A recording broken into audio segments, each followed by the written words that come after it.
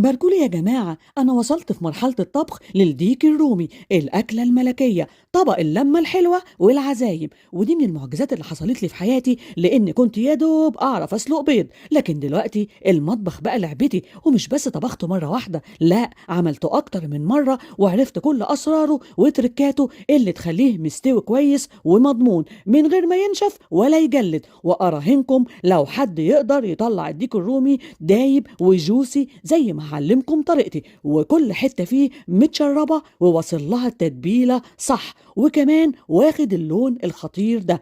تعالي أقولك على كل أسراره اللي محدش هيقولك عليها غيري.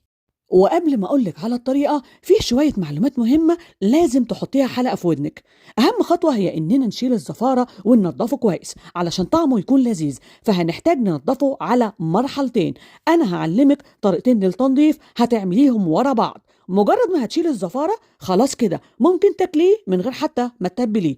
وهاتي ورقة وقلم وركزي معايا واكتبي ورايا لأن تفاصيله كتير. أولا،